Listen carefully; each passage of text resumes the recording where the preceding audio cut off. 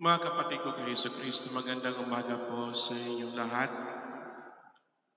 Pagkatapos nating pagnilayan ang salita ng Diyos kahapon ng ating ipinagdiriwang na dakilang kapistahan sa dalawang prinsipe ng ating pananampalataya na sina San Pedro at San Pablo, na siyang nagbigay ng lahat sa kanila para sa Panginoon, kahit ang kanilang sariling buhay upang may isa katuparan ng kanilang misyon sa pagpahayag ng salita ng Diyos.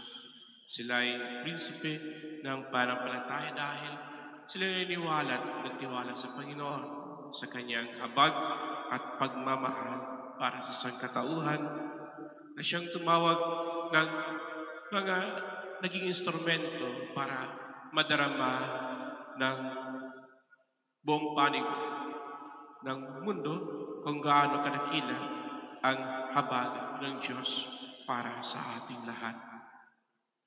Sa araw na ito, pinagdiglayan ng simbahan itong kadakilaan din ng habag at awa ng Panginoon.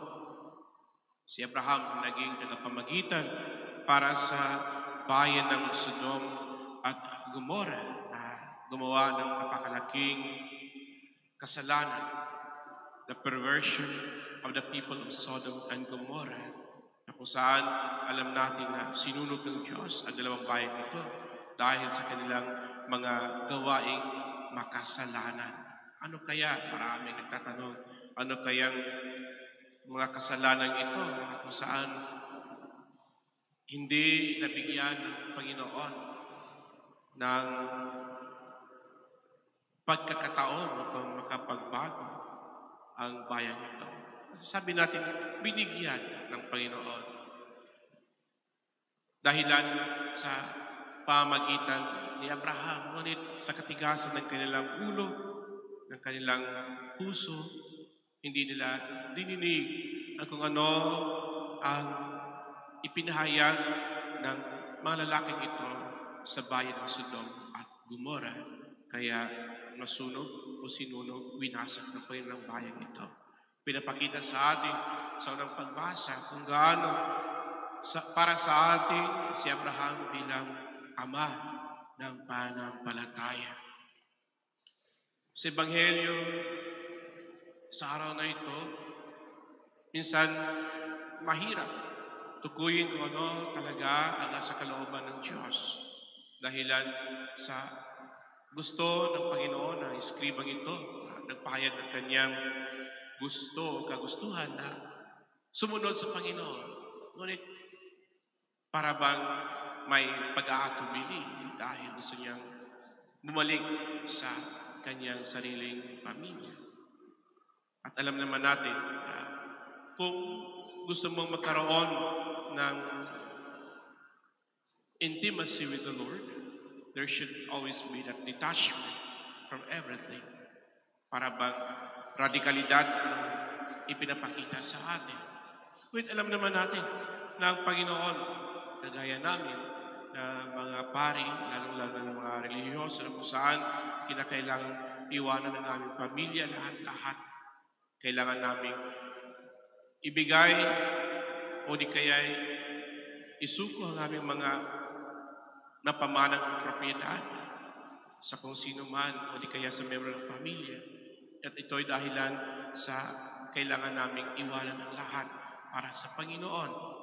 Ngunit, sabi ko nga sa bago pa ako umalis sa aking trabaho, Panginoon, sa iyong habag at awa, tulungan mo akong marating at maging ganap sa akin ang iyong kagustuhan na ako'y maging pari at sa awa ng Diyos. Kahit pa sa mga maraming pagsubok, maraming hindi inasahang pangyayari sa buhay, ito, magsi-17 years na naging pari. Ito namang binata na gusto mo nang ilibing ang kanyang ama.